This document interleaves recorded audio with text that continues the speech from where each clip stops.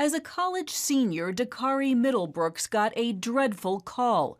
His best friend had been murdered.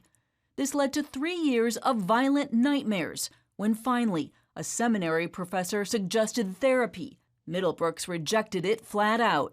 I said, I appreciate your suggestion, but Black people don't go to counseling. We just pray about it. The government estimates that each year, 48 million struggle with anxiety disorders and millions with challenges like major depression, post-traumatic stress, and bipolar disorder. For the young, mental illness can turn deadly. Suicide is the second leading cause of death for ages 10 to 34. Fortunately, Middlebrooks did make his way to a therapist. I went to counseling and I enjoyed it. It was the greatest 2.5 years of my life. He began attending a church with a pastor who openly talked about his struggle after his first wife died. Went through an incredible loss in my life and found myself in a place of depression and didn't realize what it was. I knew I was in a dark place. Bishop Walker also eventually sought out counseling, and as he healed, he realized his own church needed a wake-up call. I think that there is in the African-American community this whole idea that, this phobia, this stigma, if you get counseling, you're crazy. Research shows that people who are struggling with their mental health often turn first to their church. That's an enormous opportunity. Now remarried, Bishop Walker and his wife, Dr. Stephanie Walker, a pediatrician, are bringing mental health to the forefront.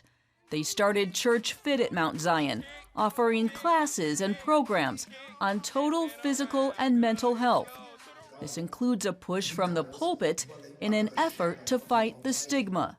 We now make it a part of our everyday conversation as opposed to something that's whispered or something that's talked about only in the corner. It's a part of the everyday conversation. So do you need help? How are you feeling today? And asking 3 questions beyond that. Because what is the common answer? Well, I'm fine.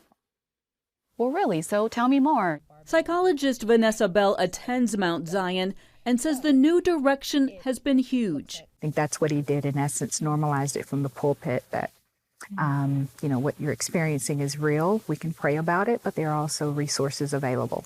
Dr. Walker has also developed a referral system so church members can easily find a counselor, psychiatrist, or support group.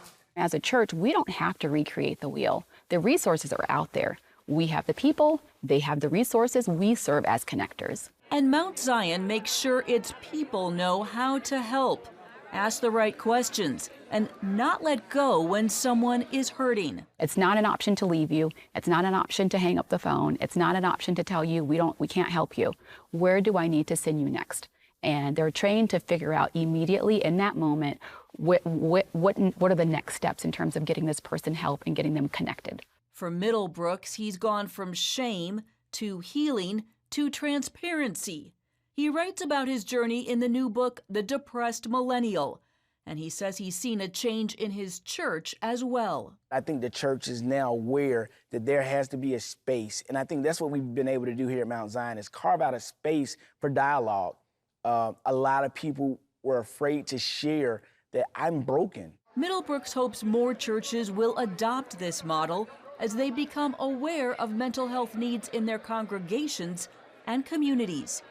Reporting in Nashville, Heather Sells, CBN News.